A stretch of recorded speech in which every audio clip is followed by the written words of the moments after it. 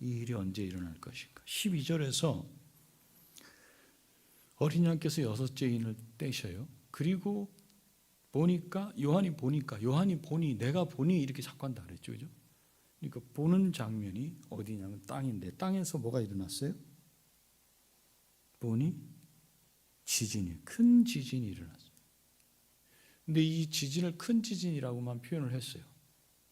뭐 지진계로 몇 도가 됐다는 이런 말을 하지 않아요. 그것은 측량이 불가하다는 거죠. 그때 당시 지진계는 없었고. 그런데 여기서 큰 지진이라고 할 때 우리가 이 지진의 규모가 어느 정도 되는지를 짐작을 해볼 수 있는 건 그 지진이 어디에까지 영향을 미쳤냐면 하늘에까지 영향을 미쳤어요. 해, 달, 별 한테도 이상한 현상들이 나타나게 됐어요. 보통 지진 그러면 그것은 땅과 바다에만 영향을 미치는 것이기 때문에 보통 우리가 그 지진이다, 그 중에도 강도가 얼마가 된다, 뭐 이렇게만 하지만 이 지진은 그게 아니라 땅뿐 아니라 바다뿐 아니라 저 하늘에까지 영향을 미쳤다.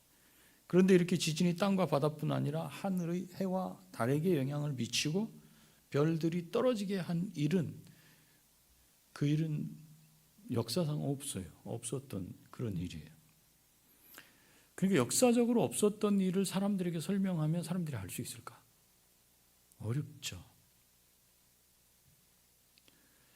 그래서 본문에서는 이 지진이 어떤 지진인지를 설명을 또 해요. 그럼 이런 엄청난 지진은 언제 있을 것인가? 예측을 할 수 없는 이런 지진은 과연 언제 있을 것인가? 지진계로 뭐 예측을 할 수 없기 때문에 이 일이 언제 일어날지 알 수가 없을 거예요. 그렇지만 우리는 알 수 있어요. 어떻게 알 수 있냐면 지진으로 인해서 나타날 현상을 살펴보니까 이 큰 지진, 이 무시무시한 지진이 언제 나타날지를 알 수 있어요. 어떻게 알 수 있냐면 구약 성경에 기록된 그 성경을 잘 아는 사람은 오늘 본문에 나온 이런 현상이 이게 뭘 얘기하는지 짐작할 수 있어요. 제가 구약이라고 그랬어요. 그러니까 여러분들이 막 돌려봐야 돼요. 어디지?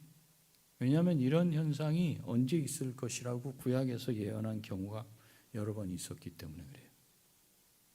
그래서 우리는 오늘 본문에 나타난 현상을 보고도 이것이 언제 일어날 줄을 모른다면 그 이유는 우리가 구약 성경에서 말씀한 내용을 떠올리지 못했기 때문일 것이다. 그러면 오늘 본문에서 지진으로 인해서 하늘에 나타난 현상은 어떤 것인가? 한번 그 현상을 한번 보자고요. 첫째로 어떤 현상이 있어요? 해가 어둡게 되고 해가 검은 털로, 그죠? 해가 어둡게 된다. 해가 검은 털로 짠 상복같이 검어진다. 여기서 검은 털로 짠 상복같이 이렇게 말했는데 이게 원래는 그 염소털이 검정색 염소 있죠. 그 털은 검어도 그렇게 검을 수가 없어요. 보시면 우리가 검다 그러는데 검은 염소 털을 보면 이렇게 검을 수가 있을까? 그 검은색 염소의 털로 짠 마대자루 같은 그런 걸 바로 여기 검은 털로 짠 상복같이 이렇게 표현을 한 거예요. 그러니까 매우 까맣다는 거예요. 매우 까맣다. 칠흑 같다 뭐 이렇게 얘기를 할 수도 있겠죠. 그걸 지금 알려주려고 그래요. 해가 칠흑같이 어두워졌다. 완전히 까맣게 됐다. 이것을 말하고 달은 피같이 되었다. 달이 피같이 돼. 달이 어떻게 피같이 될 수 있을까? 해가 어두워졌으면 달은 비치지 못하는데 달빛을 우리가 볼 수 있다는 거예요. 빨갛게 된 걸 얘기하죠. 빨갛게 된.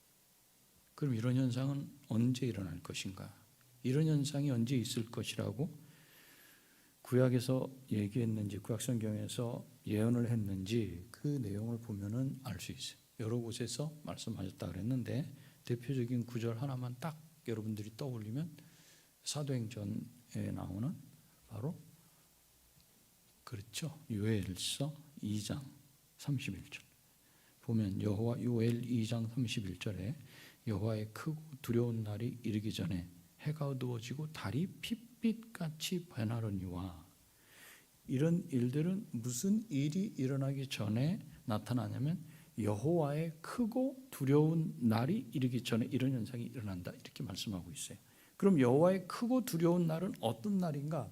역시 마찬가지로 구약 성경을 익숙히 아는 분은 이 날이 어떤 날인지 쉽게 알 수 있어요.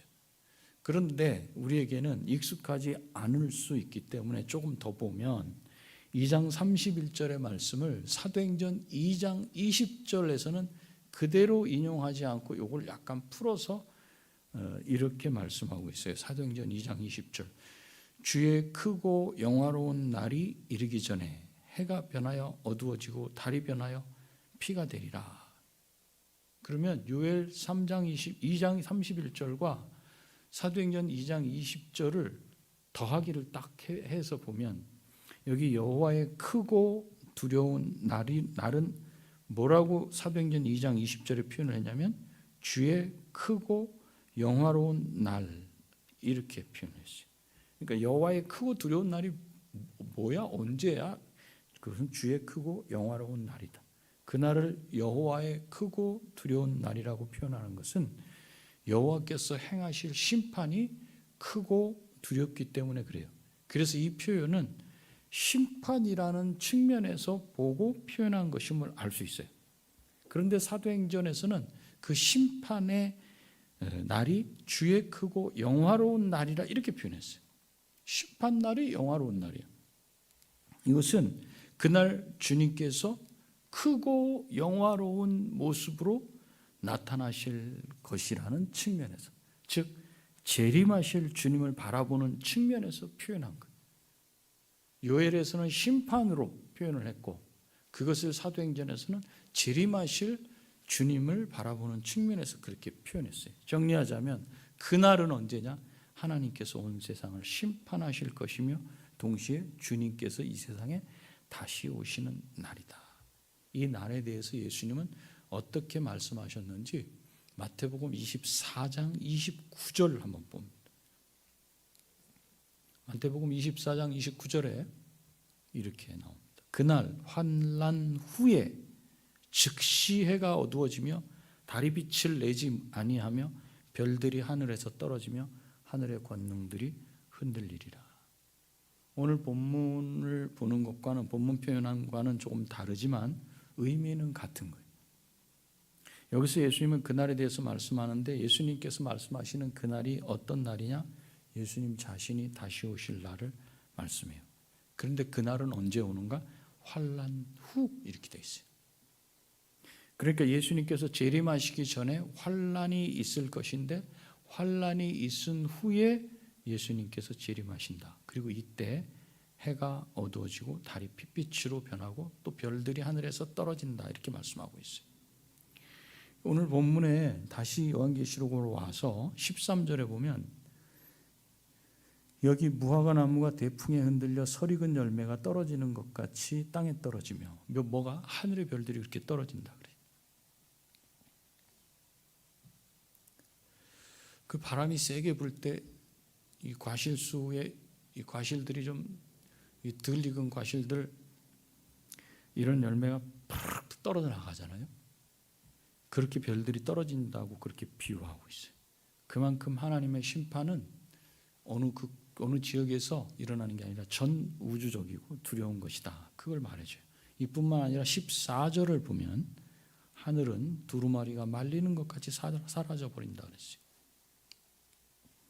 이 말씀은 이사야서 34장 4절에 이 일에 대해서 미리 예언한 말씀이 나오는데 이사야 34장 4절을 제가 세 번역으로 읽어드리면 해와 달과 별들이 떨어져서 가루가 되고 하늘은 마치 두루마리처럼 말릴 것이다. 포도나무의 잎이 말라 떨어지듯이 무화과 나무의 잎이 말라 떨어지듯이 하늘에 있는 별들이 떨어질 것이다. 그러니까 구약을 아는 이 당시 신자들은 이 말씀을 들으면 그게 무엇인지 그냥 바로바로 연결이 되겠죠. 정리하자면 오늘 본문에 나타난 현상들이 언제 나타날 것인가? 예수님께서 재림하셔서 마지막 심판을 행하실 때 나타날 일이다. 그러면 이 일들은, 이런 일들은, 크고 두려운 이 일들은 누가 겪을 것인가? 이 사실을 15절에서 잘 알려져요. 15절을 같이 한번 읽어볼까요? 요한계시록 6장 15절 시작. 땅의 임금들과 왕족들과 장군들과 부자들과 강한 자들과 모든 종과 자유인, 이렇게 말합니다. 여기 등장하는 사람들이 몇 부류예요? 보면 제가 이렇게 질문을 하면 여러분 대부분 아니셔봐도 딱 그걸 거다라고 짐작을 해요. 그걸 거다 짐작 뭐예요? 요한계시록에 자주 나오는 숫자가 있다 그랬어요. 자, 이 시어봤어요? 몇 명인지? 임금, 왕족, 장군, 부자, 강한 자, 모든 종, 자유인. 7. 요한계시록은 이 7이 많이 나온다 그랬어요. 7부류의 사람들이죠. 7부류. 12절부터 14절까지에 보면 마지막에 있을 현상들, 그것도 보면 그 대상 몇 가지인가 보니까 이 지진이 일어나는데 그 지진이 미치는 영역이 땅, 해, 달, 별, 하늘, 산, 섬, 또 마찬가지로 7이. 7은 완전한 것을 나타낸다. 온전한 것 또는 모두를 나타내는데 사용한다 그랬어요. 그러니까 여기 이 심판을 받을 사람들이 누군가 7부류니까 한 사람도 예외가 없다, 이렇게 표현을 해요. 완전히 다 받는다 이런 건데, 문제는 여기 보시면 7부류를 이렇게 아무렇게나 그냥 생각나는 대로 막 적지 않았다는 거예요. 어떻게 한번 보세요. 7부류를 기록한 순서 15절에 어디서 위에서 아래로 내려가요? 아래에서 위로 가요? 아니면 왔다 갔다 해요? 보니까 위에서 아래로 내려가요. 임금으로 시작해갖고 정치적으로나 사회적으로나 경제적으로나 어떤 영역에서건 그 신분과 위치가 낮은 쪽으로 순서도 가고 있는 걸 봐요. 왜 이렇게 기록했을까? 자, 거꾸로 환란이나 전쟁이 일어났을 때 가장 먼저 피해를 보는 사람이 누구죠? 전쟁이 지금 우크라이나 전쟁, 시리아, 레바논, 누가 제일 힘들어요? 빈민이에요. 평민. 그러면 누가 가장 마지막에 타격을 입어요? 임금이죠. 왕, 대통령 가족들. 이들은 벌써 다 다른 데로 다 이렇게. 그런데 여기서는 거꾸로 해놨어요. 거꾸로. 그건 무슨 뜻인가? 보통은 전쟁이 일어나거나 환란이 일어나면 돈 많고 정치적으로 경제적으로 권력이나 이런 게 윗순위 되는 사람들이 혜택을 받아요. 제일 먼저 피하고 타격도 피해도 가장 적게 대부분 그렇게 해요. 그래서 피해를 보지 않거나 그래.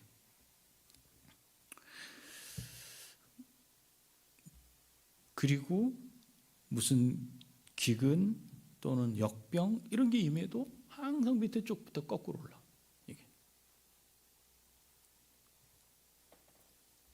그러나 마지막 심판 때에 있을 재앙은 피해갈 수 있는 1순위였던 이 세상 가운데 삶 속에 있었던 그 부류가 제일 첫 번째 들어와요. 그것은 무슨 뜻이냐면 마지막 심판 때는 왕이라고 해서 피해갈 수 없다. 그렇다면 왕보다 못한 사람들은 더더군다나 마지막 심판을 피할 수 없겠죠. 그래서 심판의 대상에 1순위에 7부류를 쭉 놓는 1순위에 이 땅에서 가장 안전하다고 생각하는 그 부류를 갖다 놓음으로써 마지막 심판은 땅에 거하는 모든 사람들이 받게 된다. 이런 사실을 그 재앙을 당하는 땅에 거하는 모든 사람들이 알기 때문에 17절에는 이렇게 표현하고 있죠. 6장 17절. 그들의 진노의 큰 날이 이르렀으니 누가 능히 서리요. 이처럼 땅 위에 사는 사람들은 아무도 피할 수 없는 재앙이 마지막 심판의 재앙이에요. 땅에 거하는 모든 사람들이 이 본문을 보면 그렇게 생각했어요. 아무도 피할 수 없다. 그런데 우리는 이들이 알지 못했던 사실 하나를 더 이야기해야 됩니다. 이들이 알지 못했던 사실은 무엇이었을까? 이 재앙, 이 마지막 심판의 재앙을 피할 자가 있다는 사실이, 그가 누구일까? 이 대답이 오늘 본문에 나오지는 않고 그 다음 장에 나와요. 7장.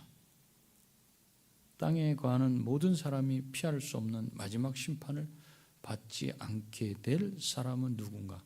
7장 전체가 다 설명하고 있지만 3절, 4절을 보면 그들은 하나님의 종들이며, 여기는 목회자만 가리키는 게 아니에요.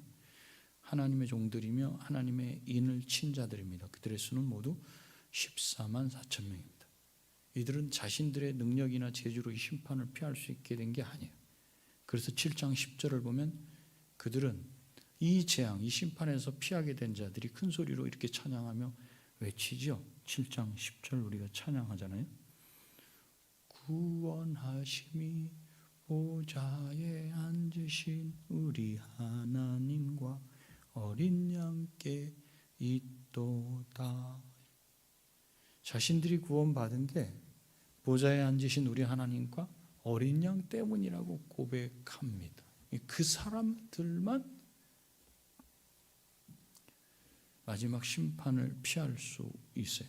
그 마지막 심판을 피할 수 있는 사람들은 하나님께 인을 맞은 하나님의 백성들 외에는 아무도 없다. 누가 심판을 당하는가? 다 당한다. 그런데 안 당하는 사람들이 7장에 보니까 있다. 하나님께 인을 맞은 하나님의 백성들, 그들은 당하지 않는다. 자, 이제 세 번째. 그렇다면 이 심판은 얼마나 큽니까? 땅에서 마지막 심판을 당하는 자들은 16절에 보면 이 심판이 보좌에 앉으신 분, 성부 하나님뿐 아니라 어린 양의 진노에서 비롯됐다는 사실을 알아요. 그래서 그들의 진노의 큰 날이 이르렀으니 누가 능히 서리요 하더라. 그들의 진노라. 그럼 어린 양의 진노에서 비롯된 심판은 얼마나 무섭고 무시무시한 것인가? 심판 자체, 그리고 이 심판을 당하는 사람들의 증언을 통해서 우리는 이 심판이 어느 정도 규모고 얼마나 무서운지 그 크기를 가늠할 수가 있겠죠. 우리가 앞에서 봤듯이 이것은 인류 역사의 마지막 심판으로서 임하는 재앙이기 때문에 감히 상상할 수 없을 정도로 무서울 것이라는 사실은 우리가 짐작할 수 있어요. 그런데 이 심판의 내용을 직접 당하는 사람들이 어떻게 이 심판에 대해서 반응하는가, 그걸 보고 그들의 증언을 보면 이 심판이 얼마나 무섭고 큰 것인지를 좀 더 생생하게 알 수 있는데, 우선 12절, 13절, 14절을 보면 해는 검어지고 달은 피같이 되고 하늘의 별들은 이 덜 익은 과실들이 큰 바람에 흔들려 떨어지듯이 떨어지고 하늘 자체가 두루마리처럼 둘둘 말려서 사라져요. 그리고 산들과 섬들도 옮겨진다 그러죠. 그러니까 이 말에서 마지막 심판이라는 것이 얼마나 무서운지 알 수 있어요. 다 없어지고 막 우리가 영화에서나 보는 그런 장면들이 나타나는 것 같아요. 그런데 본문은 이 재앙을 당하는 사람들이 어떤 반응을 보이는지도 말해주고 있어요. 15절을 보면 이들이 어떻게 해요? 15절에 보니까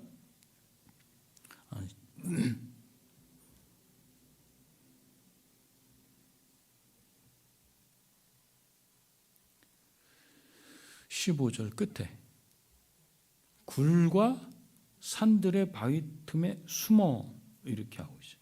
숨어. 당연한 거죠. 지진이 일어나고 뭐가 막 되면 우리도 대피소로 일단 가야 되지 않겠어요? 당연한 거. 너무나 자연스러운 그런 반응이에요. 그런데 이렇게 숨은 사람들이 말하는 내용은 조금 이상해요. 16절을 보면 이들이 뭐라고 얘기하냐면 산들과 바위에게 말해요. 자기들이 숨어놓고 이제 그 주변에 있는 산, 바위에 이야기를 하는 거예요. 뭐라고 말을 해요? 우리 위에 떨어져 보좌에 앉으신 이의 얼굴에서와 그 어린 양의 진노에서 우리 위에 떨어져서 우리를 가려달라는 거예요. 보좌에 앉으신 이와 어린 양의 진노에서 우리를 가리라는 거예요. 산들과 바위가 자기한테 떨어져가지고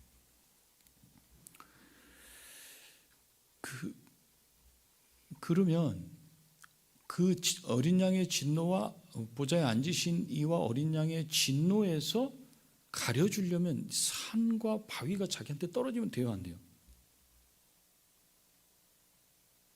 바위가 자기 위에 떨어지면 가릴 수 있어요, 없어요? 가리기 전에 죽잖아요. 산이 확 자기한테 무너졌다고, 산사태 뭐 그랬다고 생각해요.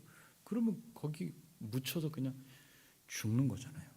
그러면 이들은 왜 어째서 동굴이나 바위 틈에 숨어서 자기들 위해 떨어지라고 말했을까? 이들이 그렇게 말한 것은 산과 바위들이 떨어지면 그 재앙을 피할 수 있을 거라고 생각한 것일까요? 아니라는 거죠. 17절 보세요. 17절에 그들의 진노의 큰 날이 이르렀으니 누가 능히 서리요 하더라. 이렇게 했죠.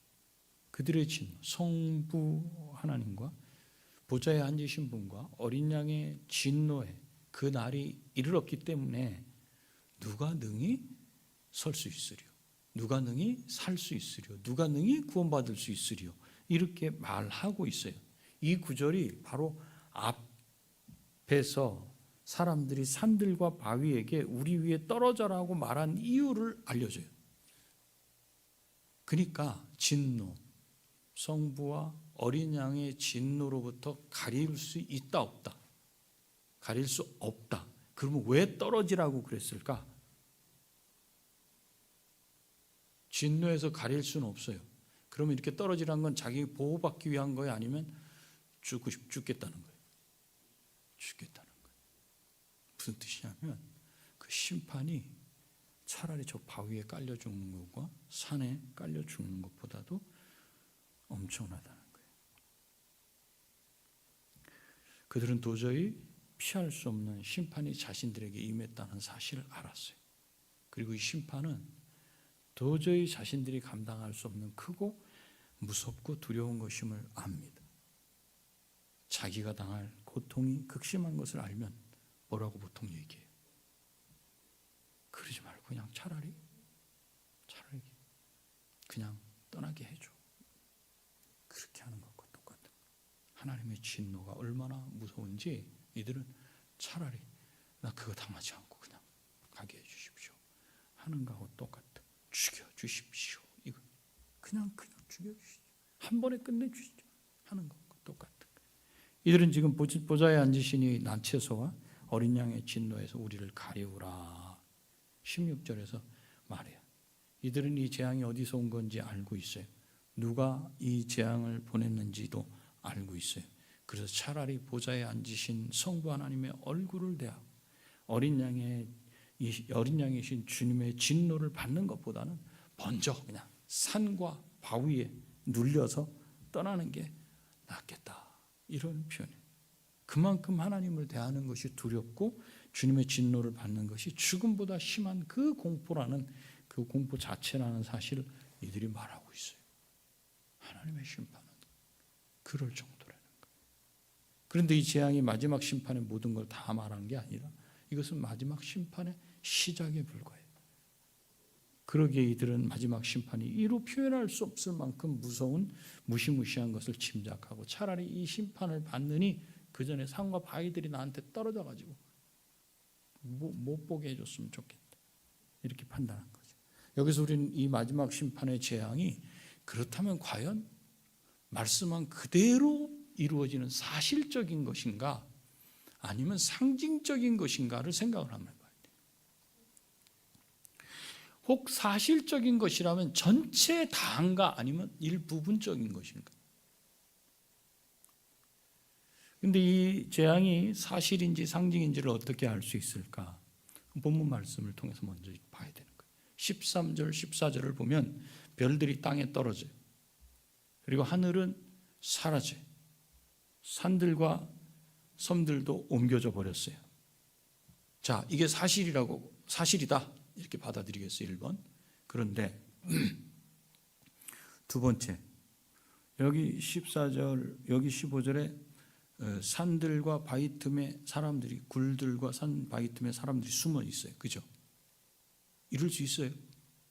별이 떨어져 버리고 산가 옮겨지고 이렇게 해달별이 해가 어두워지고 달이 핏빛같이 변하고 별이 막 우뚝 떨어지는데 산도 옮겨지고 그러는데 거기에 내가 굴 속에 숨어 있을 수가 있겠냐고.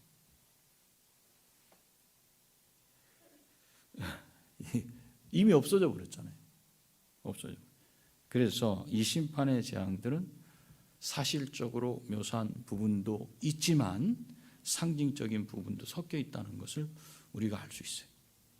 오늘 본문에서 해가 어두워지고 달이 피같이 붉어진다는 것은 사실적인 묘사 같겠지만 별들이 설익은 과실처럼 땅에 떨어지고 하늘이 두루마리처럼 말려서 사라진다는 것은 그것은 사실적이라기보다는 비유적, 상징적이라고 이해해야지 바람직할 거다. 그러면 오늘 본문은 우리에게 무엇을 말씀하고 있는가? 인류의 역사는 무한정 끊어지지 않고 지속되지 않는다. 이걸 분명하게 말씀해요. 끝이 있어요. 이 역사는 반드시 끝이 있어요. 어린 양이신 예수 그리스도께서 이 세상에 오셔서 마지막 심판을 하실 겁니다. 그러면 끝이 나요. 끝. 누구나 사람은 한 번 죽고 그 다음에는 심판을 받게 돼요. 성경은 히브리서 9장 27절에서 한 번 죽는 것은 사람에게 정하신 것이요. 누가 정했어요? 그렇게 하나님이 정해놓으셨어요. 그 후에는 심판이 있으리라. 누가 심판해요? 하나님께서 하셔요. 이건 각 사람에 대한 이야기예요. 각 사람이 그렇게 심판을 받아요. 그런데 이런 개인뿐만 아니라 이 세상과 인류 전체에 대해서도 하나님의 심판이 있을 것을 사도 베드로는 말했어요. 베드로후서 3장 10절에서 주의 날이 도적같이 오리니 그날에는 하늘이 큰 소리로 떠나가고 그 체질이 뜨거운 불에 풀어지고 땅과 그 안에 있는 모든 일이 드러나리라. 요한계시록 6장 9절에 보면 죽임당한 영혼들이 우리 지난번 설교 때 죽임당한 영혼들이 하나님께 물었잖아요. 대주제요. 땅에 거하는 자들을 심판하여 우리 피를 갚아주지 아니하시기를 어느 때까지 하시려 하나이까. 이 마지막 심판이 바로 하나님 말씀과 주님에 대한 증언, 증거 때문에 죽은 영혼들, 제단 앞에 있던 영혼들의 피를 갚아주시는 대답으로서 일어나는 일이기도 하다는 거죠. 이렇게 분명히 마지막 심판이 있음을 아는 우리들은 그러면 어떻게 살아야 할 것인가? 사실 이것은 설교로 이렇게 여러분들하고 얘기하기보다는 여러분 각자에게 질문을 제가 던지고 여러분들의 생각을 듣는 것이 더 정리하기가 그것이 더 바람직하지 않을까 이런 생각을. 그러나 온라인에 있는 분들을 나오라고 할 수도 없고 그러니 그냥 정리를 해야 되겠죠. 이 마지막 심판이 분명히 있다. 이것은 차라리 바위 보러 나를 그냥 눌러라. 그냥 산 보러 나한테 덮쳐서 그냥 해라. 난 하나님의 낯을 볼 수도 없고 너무 두렵다. 무섭다. 어린 양의 진노에 처해질 수가 없다. 이것도 시작이라고 하는데 나는 못 견디겠다. 이 심판을 분명히 있고 역사가 끝나고 예수님 다시 오시면 이 일이 이루어진다는 사실을 아는 우리는 그러면 어떻게 살아야 하는가? 만약에 예수님을 믿지 않는 사람들이라면 하나님의 은혜를 구해야 돼. 지금 여러분들 중에 믿지 않는다면 하나님 은혜를 주십시오. 우리의 가족과 친지들 그들은 하나님의 은혜로만 구원을 얻고 믿음을 가질 수 있어요. 믿지 않는다면. 그렇다고 가만히 있으면 저절로 택하셨으면 하나님이 선택하시겠지. 하나님이 구원하시겠지가 아니라 저절로 되는 게 아니에요. 우리는 그들을 놓고 간절히 하나님께 은혜를 구해야 돼. 그러니까 믿지 않는다면 그렇게 해야 돼. 내 주변에 내가 아는 믿지 않는 누군가가 있다면 그렇게 그게 먼저예요. 그게. 내가 사랑하는 가족을 위해서 하나님께서 은혜를 베풀어 주시기를 그게 좀 간절한 마음을 좀 주십시오. 그 마음이 평안이 아니라 그냥 왠지 모를 불만, 채워도 채워지지 않는 그런 부족함, 그것 때문에 갈급해하는 그런 마음을 좀 주십시오.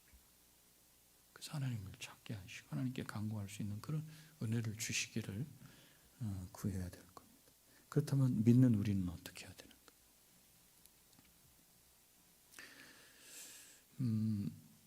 순종은 없는 신념. 예레미야를 보면서도 제가 말씀을 드렸는데